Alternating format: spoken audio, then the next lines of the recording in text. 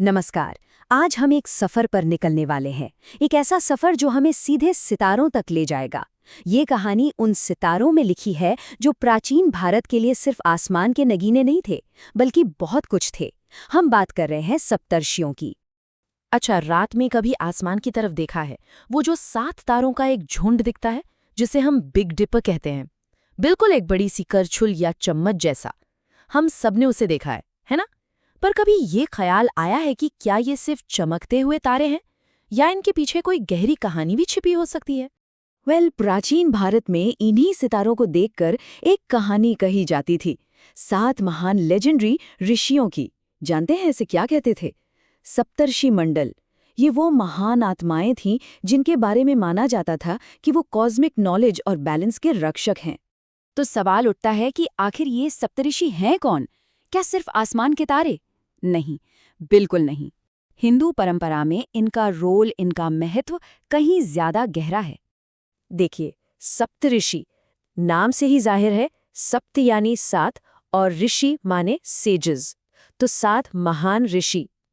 इन्हें उन महान गुरुओं की तरह देखा जाता है जिन्होंने ज्ञान का प्रकाश फैलाया और एक जनरेशन से दूसरी जनरेशन तक मानवता को सही रास्ता, मतलब धर्म का मार्ग दिखाया। और इनका काम सिर्फ टीचिंग तक ही सीमित नहीं था। अरे, ये तो सीक्रेट नॉलेज के वाहक थे। बड़े बड़े राजा महाराजाओं के सलाहकार हुआ करते थे। और ये भी माना जाता है कि ये सृष्टिकर्ता ब्रह्मा के मानस पुत्र हैं। मतलब हर युग में, हर एज में धर्म की मशाल को इन्होंने ही थामे रखा। एक तरह से कहें तो ये कॉस्मिक ऑर्डर के पिलर्स थे। लेकिन अब आता है कहानी में एक ट्विस्ट, एक बहुत ही इंटरेस्टिंग पजल। जब हम पुराने ग्रंथों को, स्क्रिप्चर्स को खंगालते हैं ना, तो एक अजीब सी बात पता चलती है। सप्तर्षियों के नाम हमेशा एक जैसे नहीं मिलते। अलग अलग ग्रंथों में अलग अलग नाम। और ये एक ऐसी पहेली है जिसने बड़े बड़े स्कॉलर्स को भी उलझा दिया है। चलिए एक एग्जाम्पल देखते हैं। महाभारत को ही ले लीजिए।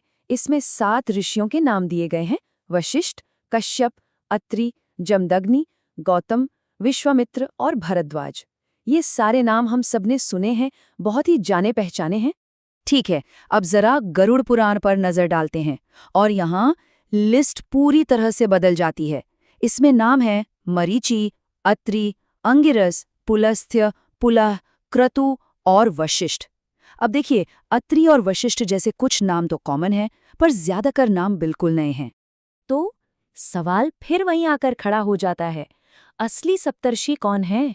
भाई, अगर महाभारत और गरुड़ पुराण दोनों ही पवित्र ग्रंथ हैं, तो फिर ये फर्क क्यों? क्या एक लिस्ट सही है और दूसरी गलत? या फिर इस पहेली के पीछे कोई और गहरा राज छिपा है? इस पहेली का जवाब, इसका सल्यूशन हिंदू कॉस्मोलॉजी के एक बहुत ही फैसिनेटिंग कॉन्सेप्ट में छिपा है। और वो कॉन्सेप्ट है समय का चक्र, the cyclical nature of time. इस गुत्थी को सुलझाने के लिए हमें इस कॉस्मिक क्लॉक को समझना होगा। और यहीं पर एंट्री होती है मनवंतर की। अब ये मनवंतर क्या है? ये लाखों करोड़ों सालों का एक बहुत बड़ा कॉस्मिक एज या युग है। और हर मनवंतर पर एक नए मनु का राज होता है, जिन्हें आप कह सकते हैं ह्यूमैनिटी का प्रोजेनिटर या पूर्वज। और हर नए मनु के साथ आते हैं 7 ऋषियों का एक नया सेट। तो लीजिए, पहेली सुलझ गई। सप्तर्षि असल में किसी का नाम नहीं है, ये एक टाइटल है, एक पदवी है। हर मनवंतर में 7 नए योग्य ऋषि इस पद को संभालते हैं। ये बिल्कुल एक रिले रेस की तरह है, जहां ज्ञान की मशाल एक ग्रुप से दूसरे ग्रुप को पास की जाती है ताकि वो जलती रहे। मिसाल के तौर पर, जो पहला मनवंतर था उसमें मरीचि और अत्रि जैसे ऋषि थे। अभी जो चल रहा है यानी 7वां मनवंतर, इसमें कश्यप और वशिष्ठ जैसे ऋषि हैं। याद है महाभारत वाली लिस्ट? ये वही ऋषि हैं। और भविष्य में यानी 8वें मनवंतर में व्यास और परशुराम जैसे महान नाम इस पद को संभालेंगे। कमाल है ना? ये टाइम के पार ज्ञान की एक न टूटने वाली चेन है। पर रुकिए, सप्तर्षियों की कहानी सिर्फ नामों की लिस्ट या युगों की गिनती तक ही खत्म नहीं होती। नहीं, उनकी लेगेसी तो मिथकों, कहानियों और गहरे मेटाफोर्स में जिंदा है।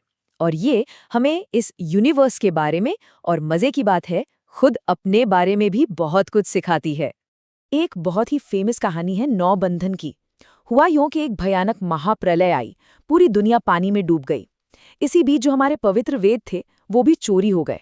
तब भगवान विष्णु ने मत्स्य यानी मछली का अवतार लिया और उन्होंने सप्तर्षियों को गाइड किया। इन ऋषियों ने एक नाव में बैठकर सारे जरूरी ज्ञान को बचाया ताकि अगले युग के लिए वो सुरक्षित रहें। ये कहानी कितनी खूबसूरती से बताती है कि वो नॉलेज के असल संरक्षक थे। लेकिन कहानी में एक और परत है, एक ज्यादा पर्सनल, ज्यादा गहरी परत। बृहदारण्यक उपनिषद में एक लाइन आती है जो सोचने पर मजबूर कर देती है। वो कहती है, वाक यानी हमारी जबान ही अत्री है, क्योंकि जबान से ही हम भोजन करते हैं। अब सुनने में ये थोड़ा अजीब लग सकता है ना, पर असल में ये एक बहुत गहरे मेटाफोर की तरफ इशारा कर रहा है। इसी आइडिया को अगर हम आगे बढ़ाएं तो उपनिषद सप्तऋषियों को हमारे शरीर की 7 इंद्रियों से जोड़ते हैं। कौन सी 7? 2 कान, 2 आंखें, 2 नासिका और 1 जबान। हो गए 7? जरा सोचिए इस बारे में। एक तरफ तो वो इतने बड़े कॉस्मोस के गार्डियन हैं और दूसरी तरफ वो हमारे ही अंदर मौजूद हैं, वो सेंसेस बनकर जिनसे हम इस दुनिया को जानते समझते हैं। मतलब मैक्रोकॉस्म और माइक्रोकॉस्म का इससे बेहतर संगम और क्या हो सकता है। तो तारों से शुरू हुआ यह सफर हमें पुराने ग्रंथों से घुमाकर हमारे अपने शरीर के अंदर तक ले आया। इस पूरी जर्नी से हम आखिर क्या सीख सकते हैं?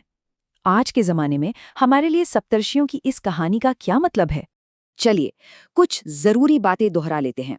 पहली, कि बिग डिपर सिर्फ तारे नहीं हैं, ये एंशिएंट विजडम का एक मैप है। दूसरी, सप्तऋषि कोई फिक्स्ड ग्रुप नहीं है, ये एक रोटेटिंग टाइटल है। तीसरी, ज्ञान साइक्लिकल है, वो हर युग में नए सिरे से रिन्यू होता है। और शायद सबसे जरूरी बात कि ये ऋषि हमारे कॉस्मिक गाइड्स भी हैं और हमारी अपनी इनर सेंसेस भी। और ये सब हमें एक आखिरी लेकिन बहुत ज़रूरी सवाल पर लाकर खड़ा करता है। अगर ज्ञान वाकई एक रिले रेस है जो एक युग से दूसरे युग तक पहुंचाई जाती है, तो इस दौर में, इस युग में हमारी क्या जिम्मेदारी बनती है? वो कौन सा ज्ञान है जिसे हमें आने वाली पीढ़ियों के लिए बचाकर रखना चाहिए? इस पर सोचिएगा ज़रूर। हमारे साथ जुड़ने के लिए बहुत बहुत शुक्रिया।